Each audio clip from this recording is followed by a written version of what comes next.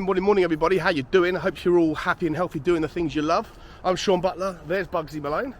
She's got a mate just up in front of her, Lottie.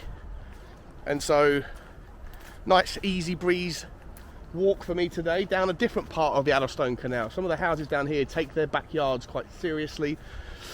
There's a guy back there who's got a pirate house. It's very cool. I'll see if I can add it in at the end of the video. But anyway, how are you? I hope you're happy and healthy. Could you do me a favour? Smash the like button for me on the video like you always do. Hit the subscribe on the channel if you haven't already. Join the now, I think it's 12,600 Tottenham fans that have gone before. Welcome back to all of those. Welcome to the new. Let's get the show on the road. News today. Well, look, following on from yesterday's whole Joe Lewis thing, couple of updates, I guess, that I could bring to you. As I said yesterday, you know, I don't think any of us are experts in any of these particular matters, the legalities of insider trading, the likelihood of him getting himself in a whole world of trouble. All I can tell you is my experience, and what I did tell you was all my experience within insider trading within the financial markets, and it's incredibly rife. I'd still be very surprised to see if he is found guilty, then what will happen to him. If he is found guilty, then, and he might well be, then will he go to prison? I don't think he will because of his age. I just think when you're 86, probably 87 by the time this thing is over and done with, you know, is there really a lot of benefit in sending someone to prison? I don't know. I don't think that I can remember anyone being sentenced to prison at the ripe old age of 87 years old. But maybe things are different in America. We shall see. What I can tell you though is that he has denied all charges. He surrendered himself to the courts, denied all charges, and put up a $300 million bond to regain his freedom, at least temporarily. And people on Twitter are losing their minds saying, how can he find 300 million quid in cash or dollars in cash but can't find the money for a new defender? And whilst I agree with that sentiment, of course he should be able to find the money, or Tottenham should be able to find the money for a new defender. What I would say is a bond of $300 million is not usually given over in cash. It's usually given over as like the deeds to property or assets, so that if he doesn't turn up to court at his later date, then he will surrender those assets to the courts. So it's a little bit of a misnomer to think that he went to the bank and withdrew 300 million in $100 bills. Anyway, on top of that, the news that's more directly affecting Tottenham, the Premier League came out and said, according to The Guardian, that they are satisfied that that Joe Lewis is not a direct owner of Tottenham Hotspur, and consequently there is no, fit and proper ownership test that has to be gone through. The Premier League don't have any real stake in this conversation whatsoever, which could be seen as two ways. One, it could be seen as a good thing, that we're not going to get ourselves in trouble, but the other, of course, is, to some people, it's a bad thing because it's a missed opportunity to see a forced sale from people that you may absolutely detest running the football club. In any event, it doesn't look like there is any direct kind of rollover or direct consequence that we have to worry about too much. Indirectly, as I said yesterday, I think there's lots to worry about. One of those things is the distraction from other people that are directly involved at the club that may have had their head turned by this news and are no longer keeping their eye on the prize. Because let's get back to Tottenham Hotspur. The news from Charlie Eccleshare this morning is that Tottenham are essentially nowhere near agreeing a deal with Mickey van der Ven and Wolfsburg. The conversation has gone flat. There's no progression at all. Wolfsburg want more money than Tottenham are willing to offer, and there hasn't been any new conversations regarding that, which is incredibly frustrating. Of course, Tap Sober as well is another conversation that's gone dead. The Leverkusen chief came out a few days ago and basically said that Tap Sober isn't going to go anywhere, or there's no intentions to let him go anywhere. He's a player for them, but they do have their limits, and I'm reading between the lines there and assuming that they mean, well, look, it would take a monster bid. And you're kind of getting to the impression now where for Tapsoba to happen, it's going to cost more than 50 million, and maybe for Van der Ven, it's going to cost more than 40 or 35 euros. Should Daniel Levy be able to find the money for such key and crucial areas? Of course. Will he? Well, you hope so, but this guy just doesn't seem to, conflate the same asset valuations that he holds on his own players with the same respect and credibility that other owners hold on their players. There's a lot of inflation in the market right now. It's not great. A lot of clubs are struggling to get deals over the line. But at the same time, you do hear about other deals that seem to be getting done for relatively small amounts of money, like Sofiane Amrabat for 18 or 19 million pounds to Manchester United. That is a bargain. That is the absolute steal of the century, in my opinion. On top of that, you all right, Bugs? On top of that, Bugs is having a little swim. Let's see if I can get her in the water for you. On top of that, there's other players that apparently are available for 22 million. I put a tweet out about this. Manuel Locatelli is apparently available for 22 million euros, or 22 million pound rather, 25 million euros.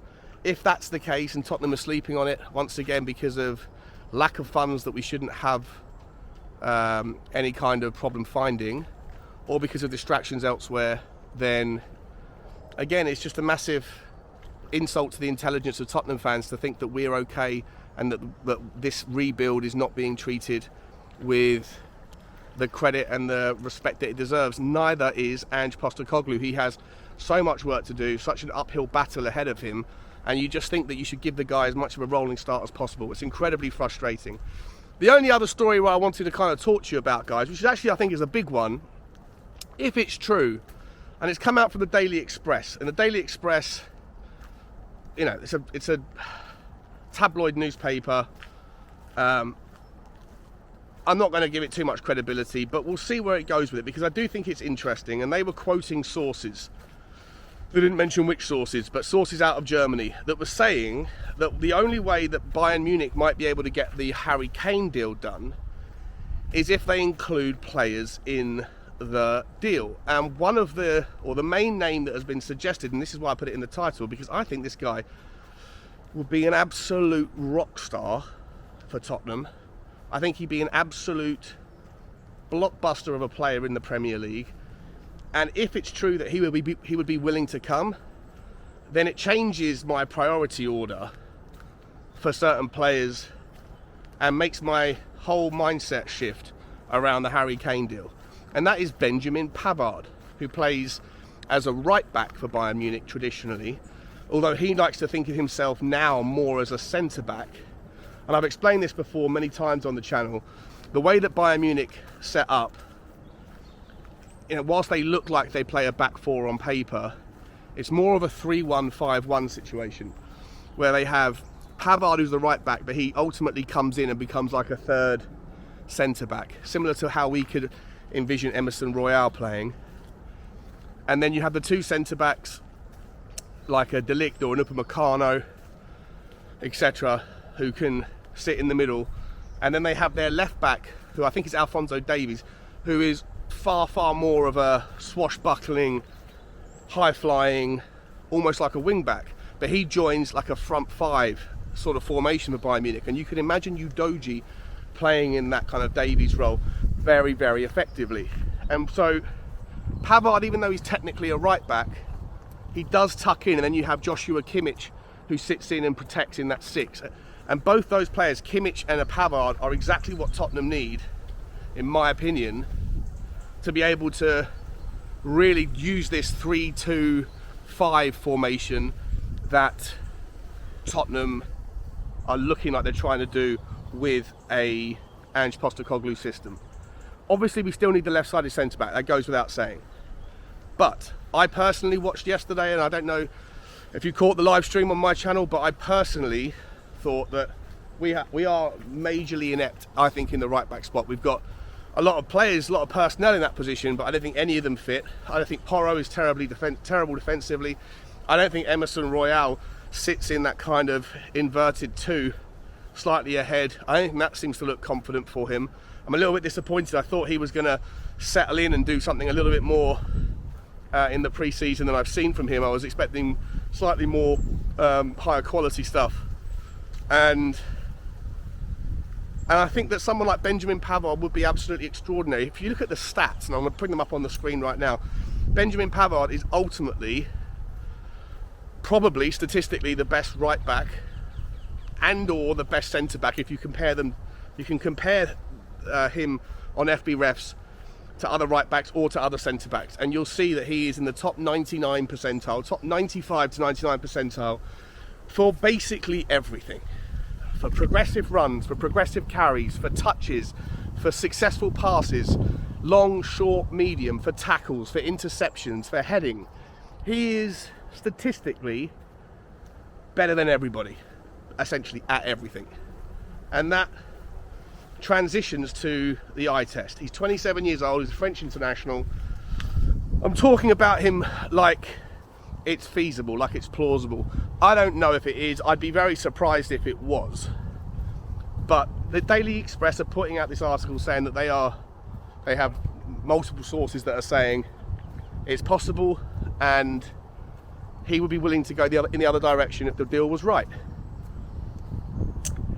I mean, it changes everything for me. If you can get that deal done, then you then don't necessarily need to have as strong a left-footed, left-sided defender, because you can play him next to Romero. You could even push Romero over and still use Emerson if Romero can play on the left, and we don't know if he can or he can't. It would lessen the need for Tapsoba, and I'd be more satisfied with a Mickey van der Ven as the number one on the left-hand side. And maybe, just maybe, Tottenham could do it where you sell Harry Kane for 50 million plus Pavard. Look, maybe I'm dreamworld scenarioing it, maybe I'm playing Football Manager, but I'm just riffing off of what's in the press. To me, I think it's an absolute monster of a name, and if the opportunity's there, go get him done, because he's just an extraordinarily good player. Let me know your thoughts, guys, and I will finish with this idea that I'm increasingly confident now, I'm increasingly confident in my assertion that the only way Tottenham get two solid centre-backs is if we sell Harry Kane, which it should never have to be that way. It's an absolute disgrace that we can't find the money to get these deals done. But I'm also increasingly confident, having watched the last two pre-season friendlies, and I'll take it with a pinch of salt, of course, because we were playing against a pub team, but I do genuinely think that Harry Kane's absence from this particular system is probably the best version of a Tottenham team without Harry Kane in it. I don't think he seems to understand what's being asked of him. Maybe it's because he doesn't want to learn it, because he doesn't care, because his mind is elsewhere. But I think we have enough talent and enough fluidity in that front five to be able to find goals from elsewhere. And the last thing I'll say, guys, is I was really, really impressed with Manuel Solomon, and I watched the highlights again yesterday, and I think this guy has got something about him with his ability to, his low centre of gravity, his ability to kick a ball and move and find space. It reminds me a little bit of Arjen Robben back in the day. I don't know if you guys saw that as well. Early days, I was worried he was going to be a one-trick pony, but seeing him play on the right-hand side and on the left, seeing him be able to cut in on both feet, accelerate into and out of the tackle, and put good passes across the box into the feet. He looks up as well, which is such a key component of players. There's a lot of players that could dribble with effectiveness and efficiency, but it's whether they look up at the right moment to find the pass, and he looks to be the sort of guy that does that. So that's exciting. It really is exciting. All we need to do is figure out the holes at the back, find the money to do it, and as I say, maybe, just maybe, if Benjamin Pavard is actually available and willing to come here, it changes everything for me in regards to prioritising who we should get at the back. Let me know your thoughts, guys. Like, subscribe and comment, and as always, bye bye.